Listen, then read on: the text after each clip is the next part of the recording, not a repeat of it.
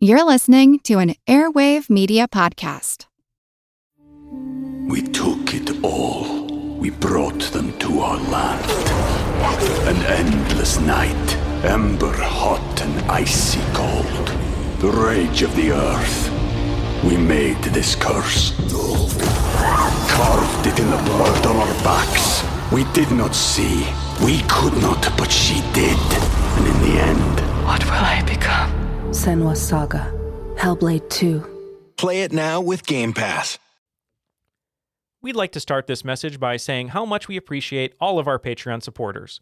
Executing the podcast is a huge financial and time commitment, and as such, it would be absolutely impossible to carry out without your support over the years.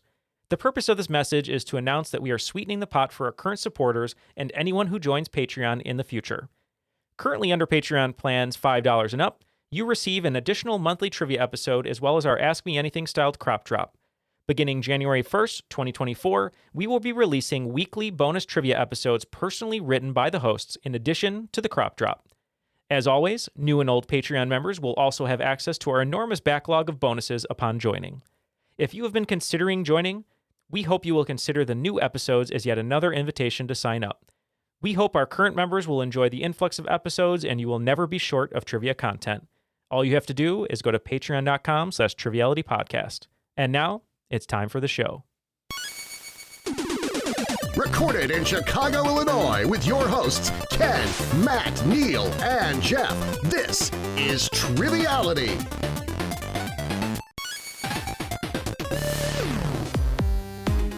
Hello, and welcome to Triviality, the game where a lack of seriousness meets a little bit of knowledge. Matt is nodding because he acknowledges that it is, in fact, a game, correct? Life is a game.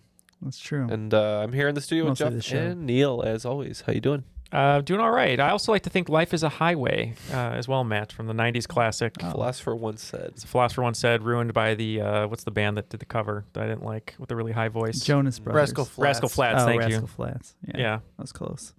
Yeah. I won't say they ruined the song, just their voice was a little too high for my taste. They were a little Rascal Flat on that one. Yeah. Yeah. Maybe a little Rascal Sharp as well. Well, jumping right into our festivities today, we got a couple great guests joining us today, as per usual, a host and a player. So, Neal? Yeah, we have 2 Oakland 5 members on Patreon, which is so wonderful. Thank you both for supporting us there. We'll start with our host today. He's returning. We had a great episode with him. I believe it was 269, as we've talked before we started recording. Coming to us from Toronto, Mike Sforza. How are you, Mike? I'm doing great.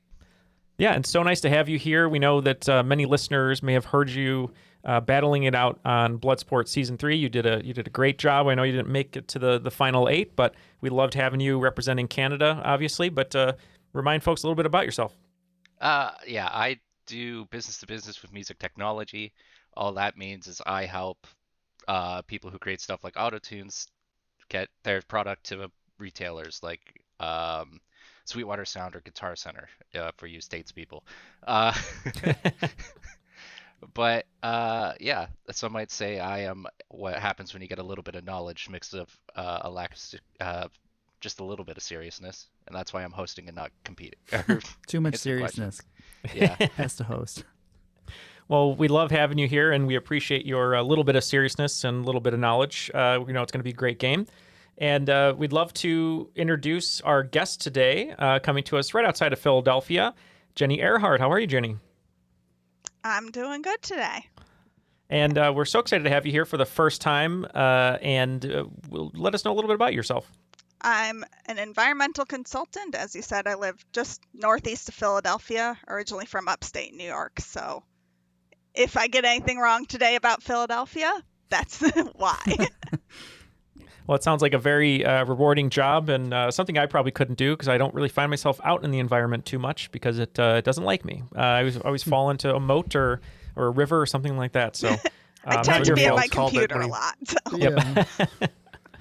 And Matt, could you politely ask the cat not to interfere with your microphone? Oh, no, the cat is going face first instead of usually, butt first Usually today. if you politely ask the cat not to do something, it will comply. So. That's how they work, yeah.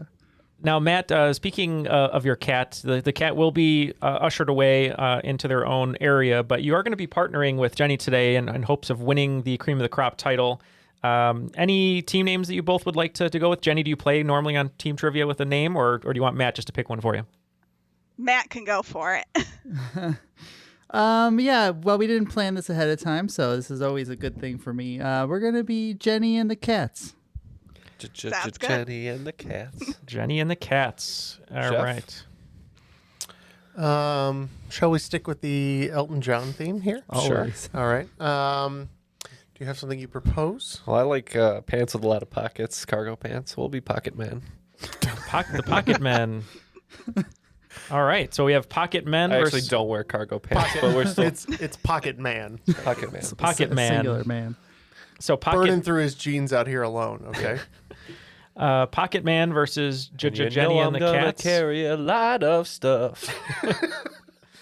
All right. Well, we're going to go down this yellow brick road of trivia to the rules, and let's get Goodbye. the rules. The rules of the game are simple. 20 questions split into 2 rounds worth 10 points apiece. At halftime, there'll be a special swing round designed by this week's host. After regulation, players will enter the final round with the points that they've accumulated and will have a chance to wager 0 to 30 points on 5 categorized questions. At the end of the game, someone will be named the cream of the crop.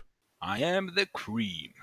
And that was Darren doing your best new Elton John impression, which is a little bit of a lower voice, lower key, but still kicking in there And somewhere. retired. And retired, yeah. Mike, I'm just going to be keeping score over here and making sure that you have all the appropriate documents Making sure and references. everybody follows the rules. That's right. Refereeing the game. I will referee the game. I will be, Jenny is an environmental consultant. I'll be a trivia consultant today. Throw the flag if you see any Yeah. impropriety. That's right. Impropriety? Yes. Yes. Impropriety. Mike, take it away. I think we're ready to do Crocodile Rock. Well, if you weren't going to make the pun, I was. So this quiz does have a theme. All the answers follow a simple rule. It's going to be blatantly obvious after like 3 questions. So don't worry too much about it. If you get the theme, you can shout it out. It's fine. It'll help with the later questions. It's just something I decided to do. Is it Elton John? It helps writing, doesn't Yeah. it? That would be suspicious. Unfortunately, no. I don't think I put Elton John in this. I don't know anymore. So we'll find out together. Just popping up everywhere. Yeah. Okay. First round, question 1. Same thing, different name. In Canada, you may hear a 24-pack of beer referred to as a 2-4, a 375 milliliter bottle of alcohol called a Mickey, and a coffee with 2 creams and 2 sugars be ordered using what self-describing phrase? All right, we're going to lock in with a guess here. I think I know what this is called in the U.S., but we have to guess for the Canadian version. So while the conglomerate does have Canadian locations, I unfortunately do not know the answer offhand. Do you have any ideas on this one? No, I'm not a coffee drinker at all. Okay. So a coffee with extra cream, extra sugar in the U.S. is sometimes referred to as Boston style, referring to Dunkin' Donuts having a lot of cream and sugar. I think based on the way that they name other things, I think this might be a double-double. I think that sounds right. Are you okay locking in with that? Yeah, that sounds good to me. Okay, we're going to go double-double. All right, Mike said it was self-referential, so we're just going to just say maybe it's called a Canuck. No, it is self-describing because it is a double-double. Oh, okay. Yeah. So, Toil and trouble Good one for like you that. guys. Points yeah. for us. You have no idea how hard it was for me to say 24-pack as a Canadian. It was legitimately a struggle. So if you came down to the United States, you'd be welcomed with a 2-4 of Keystone Light. Okay, question 2. Video games and court. On June 29th, 1982, Universal sued Nintendo, claiming that Nintendo's character was a trademark infringement of their own character. Nintendo won the case by pointing out that Universal themselves proved that the character was free use during a 1975 litigation against RKO General. What character did Universal claim Nintendo was infringing on? We can lock in. All right, so Nintendo's most famous character, Mario. what Universal character would they be suing based on? Should we just say Mario and hope? I mean, can you think of a Universal character that wore like red overalls, looked like Jumpman, anything like that? Not really. I'm not sure. I do feel like it's around Mario, but I don't know the universal character. All right, we'll just have to guess and say Mario. I'm pretty sure that when you're thinking about universal characters, you could think about universal monsters, one of them being the king of monsters, King Kong. Donkey Kong, pretty close to that. So we're going to say King Kong / Donkey Kong. Good thinking there, Matt. And you are correct. It's King Kong. Wow. Fun fact about this case. Nintendo's lawyer name is going to sound very familiar because it's Jack Kirby. Or not Jack Kirby, but his last name is Kirby. So... It's like the Marvel artist, Jack Kirby? Not him. But because he did such a good job defending Nintendo, it's the reason why the Nintendo character Kirby is named Kirby. Okay, question 3. Comics. In All-Star Comics number 8, a superhero created by William Moulton Marston made their debut. In the comic, the hero wins a tournament by deflecting 5 bullets with bracelets. Can you name the superhero? It may help to know that William Moulton Marston also created the systolic blood pressure test, an early prototype lie detector. We're elected. So do you have any thoughts? Yeah, so he's deflecting something about the lie detector, maybe something to do with courts and lawyers, and Daredevil was a lawyer. He also could sense things, so he'd be able to deflect bullets. So I would lean that makes Daredevil. sense to me. Yeah. Yeah. You want to lock in? Sure. Daredevil it is. Daredevil. Is this someone who has a lasso of truth, Ken? I think so. And I remember in the movie when the music kicks in, she's deflecting the bullets with her bracelets. So we're going to say Wonder Woman. And it is Wonder Woman. Yes, exactly that. The lasso of truth. If you look up William Moulton Marston, the dude was a, let's call him a kinky dude. If there's actually a movie about it, about him, it's called Professor Marston and the Wonder Women, about his kinks and writing the comic book and all that stuff. It came out 2017. Nice. Oh, that's more recent than I thought. Yeah, question number 4. Every 4 years. From Maradona's Hand of God goal to Germany beating Brazil 7-1, the FIFA World Cup has had many memorable moments over the years. Another memorable moment happened in the 2006 World Cup finals, when this French player headbutted Italian player Marco Materazzi and received a red card causing him to be ejected from what was his final game as a player. Italy would go on to win the World Cup, but this player did get the golden ball for being the best player in the tournament. Who is the headbutter? So, Pierre Frenchman? 2006 Ballon d'Or winner. Let's see. It's like, dang, I can name the 2010 and 2002, which is that's my weak spot. I'm trying to think of a famous French player. I got nothing. Pierre Macron. Matt? So this is one of my favorite early Twitter memes. There was a lot of videos of this man turning into Goku from Dragon Ball Z and headbutting with the flames around him. It is Zinedine Zidane. Oh, Zidane. It is Zinedine Zidane. And when I think of him, I think of the Family Guy cutaway where he's a birthday girl. Classic as well. Yeah. Question number 5. Related to Silly Putty.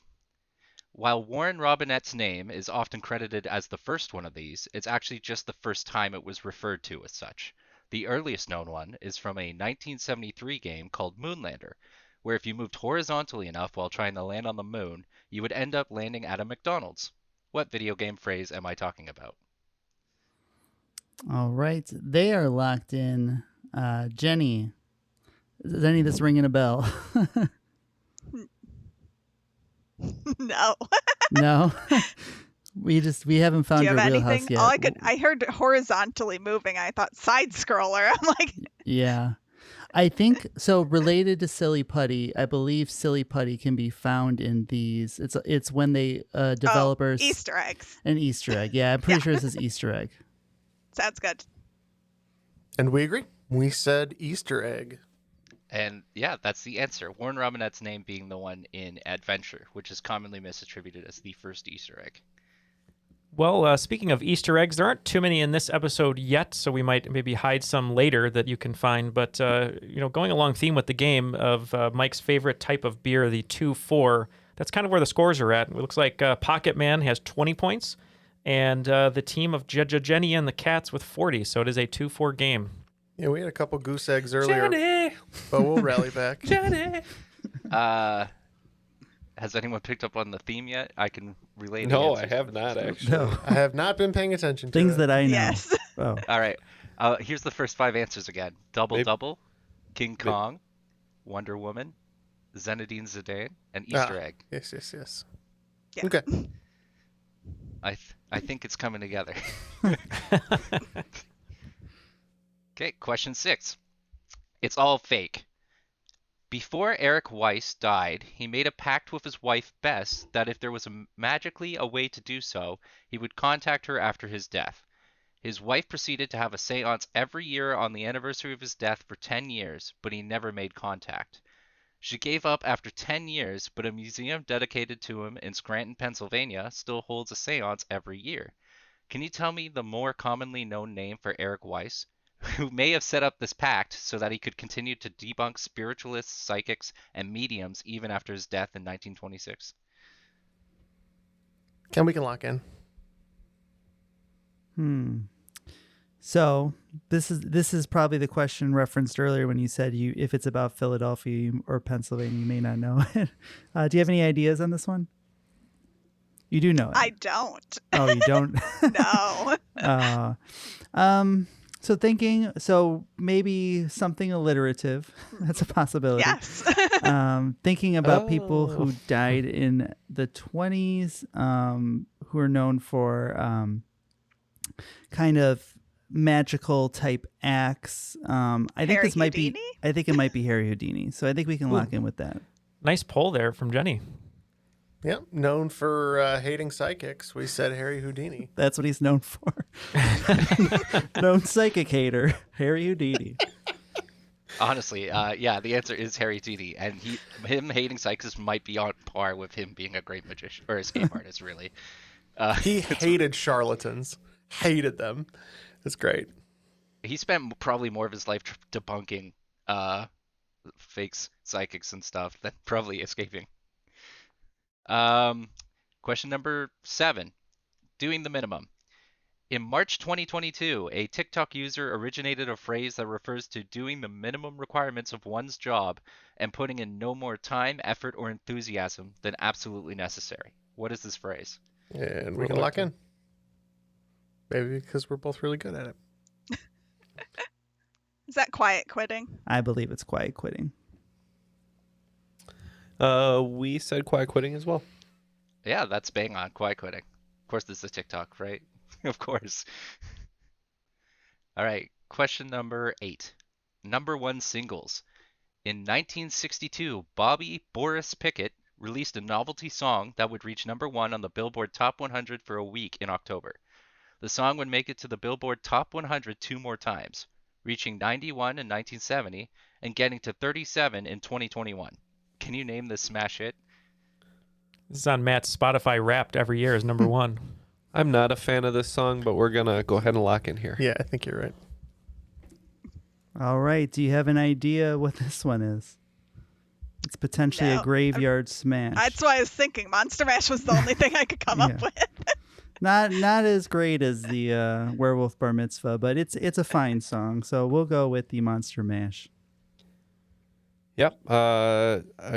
I'm so far getting through this October season without hearing it. We're going to say Monster Mash. Because you're not around children. I've heard it 8,000 yes, times. I know it's December. I know it's December, listeners, but here in the studio, we seem to have hit a little time warped, and it's still October. So It's very relevant though, because in December you have Last Christmas, which a lot of people try not to listen to, but for you, it's Monster Mash in October. Yeah.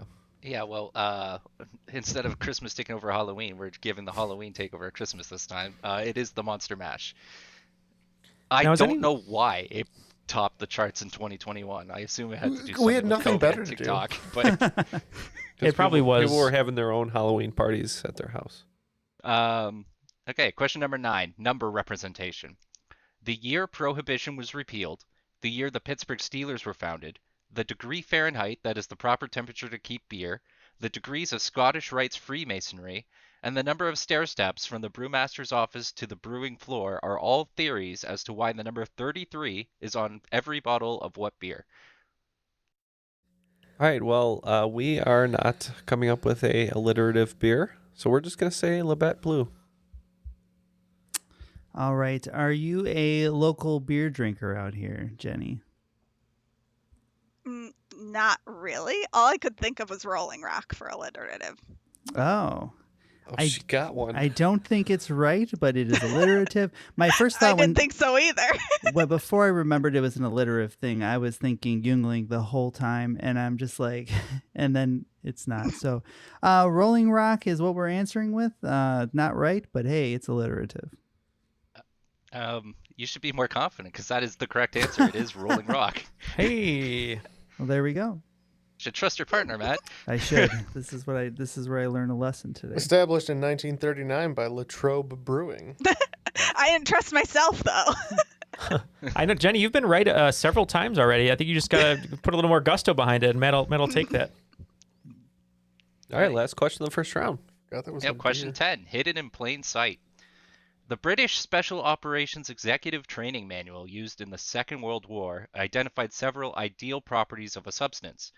Some of these properties include that it mixes with water, it can't be seen under ultraviolet light, should not develop under heat, and that it doesn't decompose or discolor the paper. What spy tool are these the ideal properties of?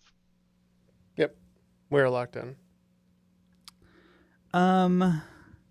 I don't know. I'm not a very good spy. Jenny, do you have any ideas here? I'm thinking invisible ink. Oh, okay. That sounds good. Alliterative? Yep. Let's lock it in. Well, I keep telling Neal that his urine will not produce invisible ink, although he keeps writing with it. Keep asking him to stop. But we are saying invisible ink. And the answer is invisible ink. It's actually a list of 10 different things. Some that are like obvious, like non-volatile, or easily obtainable and has at least one plausible use, innocent use. But it's just a whole list. One thing that we don't want to keep in the shadows, like an operative, like a clandestine operative, is the scores. And going into the swing round, it looks like Pocket Man missed one question, so they're going to be picking up 40 points, bringing their total to 60. But Jenny and the Cats batting perfect in the second half of the first round, picking up 50 points, bringing their total to 90. So it is 60 to 90. Now, speaking of scores, we have scores and scores of Patreon supporters, which we truly appreciate, including Mike and Jenny. And if you'd like to join them, you can go to patreon.com/trivialitypodcast, where you can get a bunch of bonus episodes, other perks, and receive all the newest episodes ad-free and a little bit early. Jeff, one of our favorite things is to fulfill the character boxes if you're at the Rules Guy Impersonator or higher level, or also just sending out a poster if you're at a Savage Superstar level or higher. Is that right? You got it, Neal. Thanks, Jeff. And speaking of patrons and our growing community, if you'd like to help us grow, some of you may have found us by Googling us. Some of you may have found us by hearing us on another show, but sometimes it's just the reviews that matter. So go to iTunes if you can and hit us up with a nice review. We'd appreciate it, even if it's not complete 5 stars, even though we would appreciate that. Yeah, give us 5 stars and then write whatever you want. That's true. Or you can do it that way. We will read them. We do read them. That's true. We read them kind of right before we go to bed and put our head on the pillow and cry. But please send us reviews if you can. It always helps the show. That's right, Neal. Thanks, Ken. And Matt, speaking of spies, what kind of spy would you like to be? I don't know. Thank you. Just say that's right, Neal. That's right, Neal. Let's move on. Thanks, Matt. Mike, so what do we have in store for the swing round today? As been noted earlier a couple times, it is alliteration is the theme of this quiz. So I thought it'd be fun to do a bunch of alliterative before and afters, whereas I'm calling this swing round a fore and after, just to make it that much more alliterative. So I'm assuming you all know how before and after works. I just want to know... Monster mashed potatoes. Yeah. Nailed it. I just want to note the first part of the clue is not necessarily the first part of the before and after. Okay. So a clue could be like vehicle that teens loose and their talking dog used to solve whodunits, and it would be Murder Mystery Machine. So just keep an eye out for that. Okay, so your swing round clues, I guess we'll call them questions, are peppermint stick made of fairy floss. Draft your favorite Square Enix characters, and after 18 weeks of tracking touchdowns, field goals, and sacks, a winner is decided. Number 3, Tim Allen's Show Within a Show, where he explores a concept that was experienced by Emmett Brown, Sam Beckett, and Bill S. Preston Esquire. Number 4, main character realizes little brother, voiced by Alec Baldwin, was actually born somewhere between 1946 and 1964. Number 5, Glee antagonist portrayed by Rocky. Number 6, common name for a revolver that fires Spider-Man villain factions. Number 7, 2018 horror film starring a blindfolded Sandra Bullock in a nest on Sesame Street. Number 8, a shoulderless, sleeveless woman's garment that wraps around the upper torso, made of glassware from a science lab. Number 9, Hagrid's pet Aragog's home is engulfed in an issue only you can prevent. And number 10, a holiday song performed by the original lead of Hello Dolly. All right, we have our clues. We'll be back after these messages with our answers. We took it all. We brought them to our land. An endless night, ember hot and icy cold. The rage of the earth. We made this curse. Carved it in the blood on our backs. We did not see. We could not, but she did. And in the end, What will I become? Senua's Saga. Hellblade 2. Play it now with Game Pass. And we're back, and we have our answers to most of these questions. Let's hear the descriptions one more time, and we'll give our answers. Okay, question 1, peppermint stick made of fairy floss. We said cotton candy cane. We also said cotton candy cane. And it is indeed cotton candy cane. Okay, number 2, draft your favorite Square Enix characters, and after 18 weeks of tracking touchdowns, field goals, and sacks, a winner is decided. Who's your first draft pick, by the way, Matt? Cloud. Yeah. Cloud. We're going to say Final Fantasy Football. Well, we also said Final Fantasy Football. A close second would be Waka from Final Fantasy X. Oh, yeah, he Can't go with the racist. I forgot about that. But he plays ball. Yeah, Blitzball Superstar. Although Titus is better at playing ball, right? He's like a star Yeah. player. So Titus. Yeah, the answer is Final Fantasy Football. Number 3, Tim Allen's Show Within a Show, where he explores a concept that was experienced by Emmett Brown, Sam Beckett, and Bill S. Preston Esquire. Huh? It's the 1950s. Tool time travel. And once again, we have the same thing, tool time travel. And it is indeed tool time travel. Tim the Tool Man Taylor is in for a wide awakening when he realized there's no cocaine in the 1950s. Rude awakening, sorry, not wide awakening. It would be wide because of the wormhole, but went and got a bottle of Coke from, from the grocery store. Tool time travel is actually the legitimate plot for the SNES video game from Home Improvement, by the way. Oh my god. You play as Tim Allen fighting dinosaurs with a nail gun. Is that real? That is real. Yeah, that's absolutely real. So Super Nintendo only had like 7 assets they could use, so they all went back and fought dinosaurs. Question 4. Main character realizes little brother, voiced by Alec Baldwin, was actually born somewhere between 1946 and 1964. We said Boss Baby Boomer. Yeah, this took a while for us, but we got there. Boss Baby Boomer. And the correct answer is Boss Baby Boomer. Question number 5. Glee antagonist portrayed by Rocky. We said Sue Sylvester Stallone. And Matt came up with this right away, Sue Sylvester Stallone. And it is Sue Sylvester Stallone. Can you imagine Jane Lynch as Rocky? It'd be a lot funnier. She has more reach than he does. She's probably like 5 inches taller. Number 6. Common name for a revolver that fires Spider-Man villain factions. We think that would be a Sinister Six shooter. We also said Sinister 6 Shooter, which is a real tongue twister. And it is Sinister 6 Shooter. Number 7. 2018 horror film starring a blindfolded Sandra Bullock in a nest on Sesame Street. Yes, huge fan of the Bird Box extended cinematic universe with the new sequel that came out that 2 people watched. Big Bird Box. Same answer here, Big Bird Box. And my favorite one of these to say, Big Bird Box. Just imagining Big Bird with a blindfold on, be like, "Can you tell me how to get to Sesame Street?" Getting stalked, yeah. Actually, it's pretty funny. Can you tell me how to? Because he's blindfolded. Thank you, Jeff. It's funnier once he explains it. I didn't like it when Matt said it, but now that Jeff explained it, it's much funnier. I thought if I made more of a point of it, we could put it as the cover. Well, the funniest part about it is imagining Big Bird seeing the monster and then killing himself. Poor Snuffleupagus has to eat his carcass then. Let's go on to number 8. Number 8. A shoulderless, sleeveless woman's garment that wraps around the upper torso, made of glassware from a science lab. We said test tube top. We also said test tube top. And it is test tube top. Number 9. Hagrid's pet Aragog's home is engulfed in an issue only you can prevent.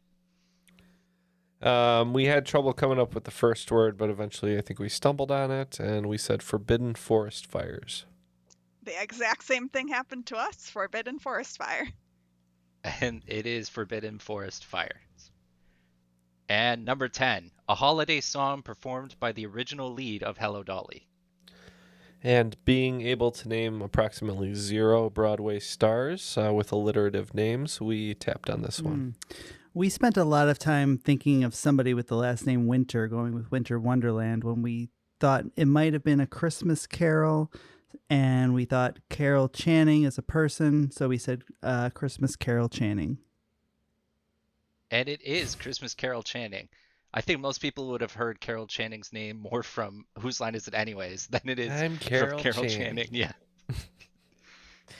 Great job by both teams there in that fun swing round, the before and after swing round. It looks like Pocket Man picking up 45 points, only missing 1, bringing their total to 105. And Jenny and the Cats picking up 50, extending their lead to 140. Second round, question 1. Same thing, different name. Savers is a thrift store chain that sells secondhand merchandise in over 315 locations across the US, Canada, and Australia. But not all of their stores are named Savers. People in Chicago or Washington, D.C. may know them as Unique, and people in Canada, the Pacific Northwest, and Baltimore may know it as a different name, which implies it is a small municipality with bargains. What is that name? Well, I haven't heard of any of these establishments, Jeff. So you want to just say this? This is a small municipality with bargains. Yes, but are we following the format of the game? Oh. Is that continuing? We'll find out. Yes. Okay. We'll find out after the break. I'll find out after I spoil it for you. After these commercial messages. Come on down to Bargain Bin, where you get your bargains in a small municipality. Probably not Fiddle's Village. I think that store would have closed very quickly. Very cheap prices village. All one Welcome to Fiddle's Village. Wait, ow, what is that? Oh, sorry, we're closed now. Helping Hamlet. Is that where you go and stab your uncle? Thrifty Thorpe. I mean, come on. All right, we have a pretty good guess. As I told Jeff, I haven't heard of any of these establishments, so we're locked in. Okay, so we have some clues to work with. I've lived in both Chicago and DC, and I've never heard of this place. I've been up to Baltimore, don't recall that, so I I don't have much here. So I guess we're just looking for alliterative discount city type things. Do you have any offhand you're thinking? Yeah. I don't have any specific. I was coming up with the same things as them. Villages, towns. Yeah. I mean, Thrift Town. Hamlets. Thrift Town works as far as the alliteration. Cheap City. Kind of. Well, starts with a C. Is that Is that what happened after Circuit City went bankrupt? This is Cheap City. So I don't think that's it. Do you wanna lock in with Thrift Town? That sounds good to All me. right. Bring it on down to Bougainville. We said Value Village. Oh man, that sounds good. And the correct answer is Value Village. No way. That's awesome. Why are you so shocked that it's right? It like fits the category. Because I've never heard of it. It's Of course. So what a it's weird silly, name. but it fits the category perfect. Okay. Question 2. Video games and court.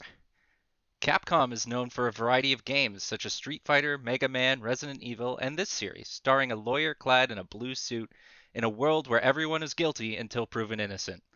The series is known for characters with pun names such as Detective Dick Gumshoe, Prosecutor Winston Payne, and Witness Frank Saw It, and the weirdness of the cases, such as having an orca as a defendant or having to cross-examine a parrot. What is the series? Objection. We're locked in. Yep.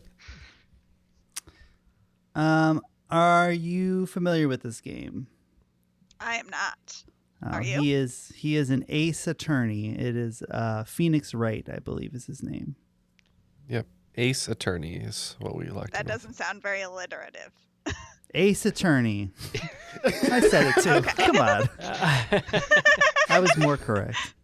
So the correct, well, the series is Ace Attorney. Yes. I'm still waiting on the 7th game. Awesome answer by both teams.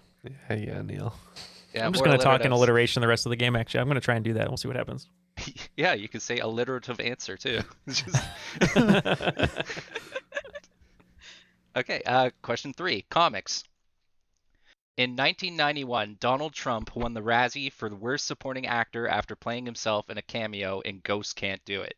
He beat Burt Young in Rocky V, Leo Damien in Ghost Can't Do It, Wayne Newton in The Adventures of Ford Fairlane, and a comedian who was nominated as Worst Supporting Actor for 3 films, The Adventures of Ford Fairlane, Look Who's Talking 2, and Problem Child.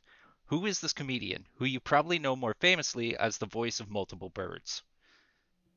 Okay. I imagine that we're very intimate with this particular person, Ken. Yeah. And that they were potentially Iago in Aladdin. Could that be Gilbert Gottfried? I think so. We concur. Gilbert Gottfried. And it is indeed Gilbert Godfrey, voice of Iago, the Aflac duck, and a dodo in the digit in Cyber Chase. I like how immediately I'm like, oh, so we've got Rowan Atkinson. It's like, oh God, I know a lot of bird voice actors. Clever craftsmanship from Mike in that question. Question 4? 4. Yeah. Every 4 years, during a 1988 event in Calgary, the first covered speed skating rink in North America became known as the fastest ice in the world, when during the event, 7 world records were set and an additional 3 event records were set. What is the shapely name of the rink where this happened? Yeah, I just don't like your second word, but Why? everything else about it seems right. All right. Jeff doesn't like it, but we're going to lock in nonetheless because I like it. It worked for you last time. I have no idea. Do you have any clue here? All I could think of is ovals. Yeah. Nothing to go with it. It says The shapely oval. So I just assume it means it's some kind of shape. And it's in Calgary, so I don't know anything about Calgary. So Lovely city. I'm sure the Flames play there. Okay, I know one thing. Maybe the Stampede, which I think is Canadian football. That doesn't help. It is. So you said oval, how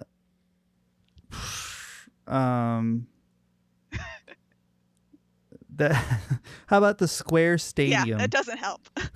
Sure. Circle of speed. Square. Well, one It's square more now. thing about Calgary is that they have rodeos and stuff there. So we said the Saddle Stadium because it's saddle shaped. There is holy crap. There is a saddle-shaped stadium in Calgary called the Saddle Dome, but that's where the Flames play. The speed skating arena, and nobody cleared in the fact that I never said the name of the event, is the Olympic Oval. Great. Question 5. Related to silly putty. A fluid changing in consistency when a mechanical stress is applied, becoming either more or less viscous, is also known as what kind of fluid? Got it. Though the Reluctant. name may imply it, these fluids have nothing to do with anti-gravity. Let's go back to the first round. Did they say they were locked in? Because I know Yeah, they're this. oh, Yeah, good. we're in. What is it? Yeah, it's non-Newtonian. Oh, obviously. Excellent. I'm a chemical engineer. I need to know these things. There we go. We found your wheelhouse. I can confirm that she's correct. And we'll just leave Jeff out of it. And the correct answer is non-Newtonian. He's about to explode right now. I care not. He's just got to say something about it. All right, after the first half of the second round, we had some swift strikes and stunning saves with terrific tackles, testing the tenacity of both teams with powerful passes propelling players into prime positions with magnificent maneuvers, making for memorable moments. Let's get to the scores. It looks like Pocket Man picking up 40 points, bringing their total to 145, while Judge Jenny and the Cats picking up 30 points, bringing their total to 170. So Pocket Man gaining some ground here like Elton John on the charts. I'm glad after all that ridiculous writing, Neal's math checked out. I hope it did too, because I blacked out. Yeah, if you're wondering why Neal was quiet for the last however minutes. Neal's a professional writer. Check out his book. The way Neal spent 20 minutes one Sunday. Yeah, please check out Behind the Screens in stores now. Or his first book. Being Patrick Swayze. Buy it now. Okay. And that's another alliteration. Product placement. There you go. Question 6. It's all fake. Despite holding the Intercontinental belt hostage when he realized that his contract ended while he was champion, having a relationship with Kurt Angle's ex-wife spawning a beef between him and Kurt Angle, and founding a competing wrestling company in NWA, now known as Impact Wrestling, who was inducted into the WWE Hall of Fame in 2018. He is currently with All Elite Wrestling and is still smashing people with his guitar. Taylor Swift also babysat his kids. That was my flavor. Took it. We're locked in. So I don't think it's Hulk Hogan. No, I don't think it's the Hulkster. He's most associated with Florida. Taylor, of course, grew up in Pennsylvania. So Good thing there's so few alliterative wrestlers out there. Lex Luger. Macho Man, not with us. Should we say Lex Luger? Are we going to know this? I don't know if we're going to know it, but That's we what can pick an we're gonna say alliterative Lex. wrestler. Matt? Sorry, tell us the answer. Oh, okay. Man with a guitar called everyone slap nuts. Jeff Jarrett. And the answer is Jeff Jarrett. I'm glad I didn't think about that one for too long. Yeah, You named a wrestler, though. I know. Yeah. Several All right. with alliteration. Yeah. Question 7. Doing the minimum. The ability of a computing system or network to provide responses with minimal delay would be described as what phrase? In capital markets, the phrase would refer to the use of algorithmic trading to react to market events faster than the competition to increase profitability of trades. And to me, it would refer to the time delay between the playings of a Flo Rida hit song. Okay. Jeff is very apprehensive about my answer, but we're locked in. All right. So do you have any ideas right off the bat? Anything stick out to you? I was coming with latency and lagging, and I wasn't sure if any of that was correct. I think it is similar. I think it's low latency, low being the Flo Rida song. That sounds good. And that's a term that was used in trading. And when I was doing NFTs and crypto, it came up a lot. So low latency, lock it in. Nicely done there. We just said right round for the Flo Rida reference. And the answer is low latency. Now, Mike, do you prefer the apple-bottom jeans or the boots with the fur for the winter up in Toronto? Boots with the fur. You see them all the time. Okay. Question number 8. Number 1 singles.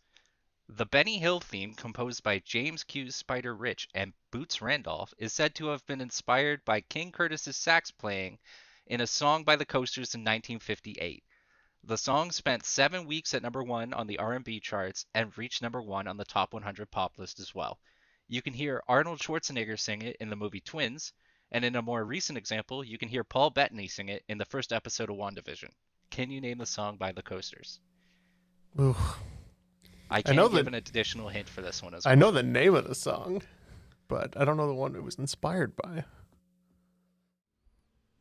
All right. Are you tapping? Yeah. All right. So Neal, Ken, and Jeff have been running around the room chasing each other out of the doors for the last 10 minutes. So we're getting a chance to discuss now. The name of the song, I believe, is Yakety Sax. Can you think of any alliterative names that sound like that? Not unless you just put a Y on sax. Yakety yak. Don't talk I'm back. pretty sure that is the song because it has a lot of the trombone or saxophone in it that sounds very similar. So yeah, no talking back, no rock and roll no more, etc. Yakety yak. Jenny does it again. Yeah, the correct answer is Yakety Yak. I think I blacked that song out. Yakety yak, don't talk back. Don't talk back. Yeah. All right, question number 9, number representation. If you were to head over to Microsoft Store, you may find a listing for a controller by Hyperkin. This controller is made to model the 360 controller and is named after the 54th element of the periodic table. What is the name of the controller and what console family is it for? I'm sure both the element and the console family have to be Elon Musk's favorite. Yeah. If I wasn't sure before, I'm sure now. All right, we're locked in. What are we trying to name? The controller? Yes, the controller that's named after the 54th element and the series, console series the controller is for. Okay. So I think the Elon Musk clue leaves me to X. Right. Which would be Xenon and Xbox. Yeah. Xenon, Xbox, probably Xbox One or whatever, but I think that's fine. Xenon and Xbox. Same thing, Jeff? Yeah, we agree. Yeah, and the correct answer is Xenon Xbox. She's heating up. That was my NBA Jam reference, sorry. I had to throw in Elon Musk to lead to X, but always saw the joke was like Elon would be happy to get a divorce because then he'd have an ex-wife. She'd have to have all the money though, because X gonna give it to you. All right. How do you feel about Xenon, Jeff? What are your thoughts on it? It's a girl of the very 21st century. Quite noble, is my thought. You're not Xenon or Xenoff about it? Question 10.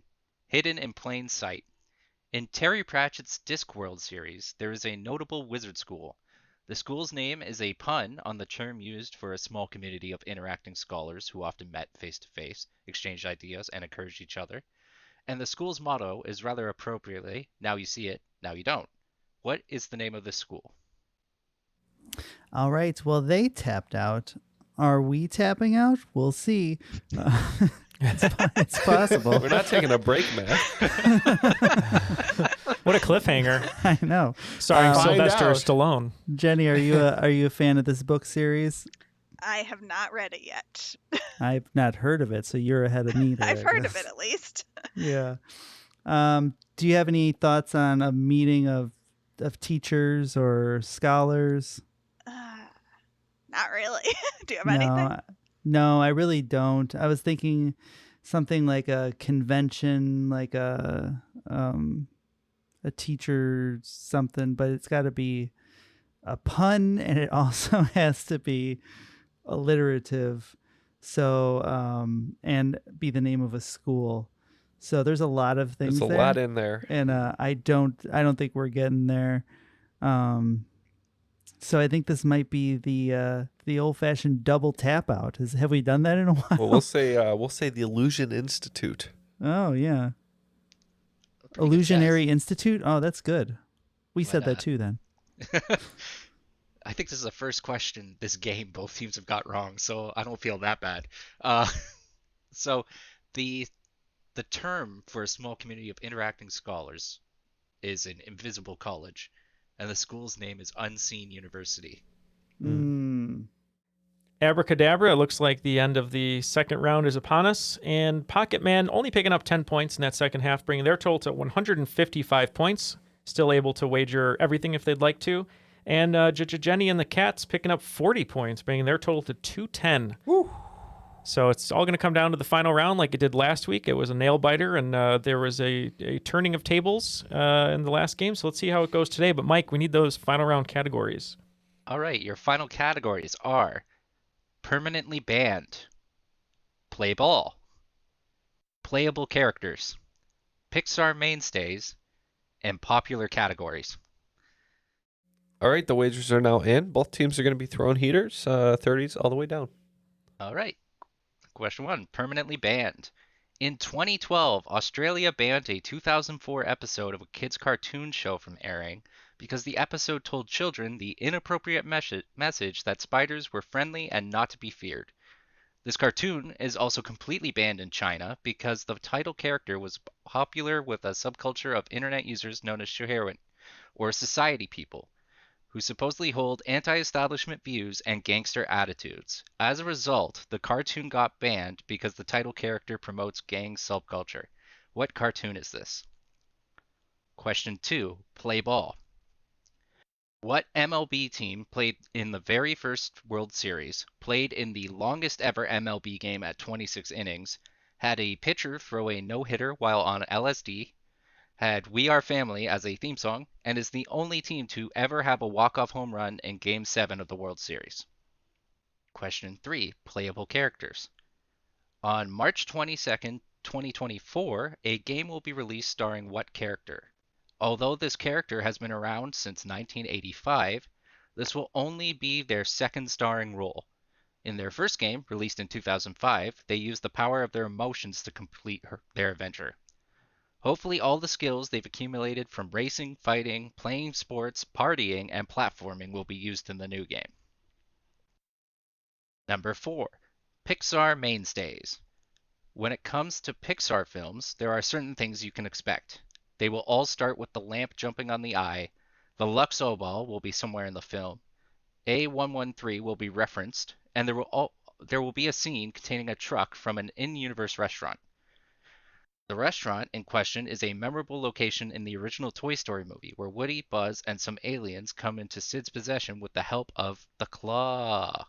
Can you name this intergalactic food joint? And question 5, popular categories. Celebrity Jeopardy is one of the most beloved sketches to come out of SNL. There have been 15 Celebrity Jeopardy sketches, with one clue category showing up in every single sketch. The category, however, was never chosen until the 15th sketch. What was the clue category? Okay, we have our questions. We'll be back with our answers. All the answers are now locked in. Let's throw it back to Mike for a recap, and we'll give our answers. Okay, question 1, permanently banned. In 2012, Australia banned a 2004 episode of a kids' cartoon show from airing because the episode told children the inappropriate message that spiders were friendly and not to be feared. This cartoon is also completely banned in China because the title character was popular with a subculture of internet users known as Shuherin, or society people, who supposedly hold anti-establishment views and gangster attitudes. As a result, the cartoon got banned because the title character promotes gang subculture. What cartoon is this? I'm just imagining this character being a gang leader. But for 30 points, we said Peppa Pig.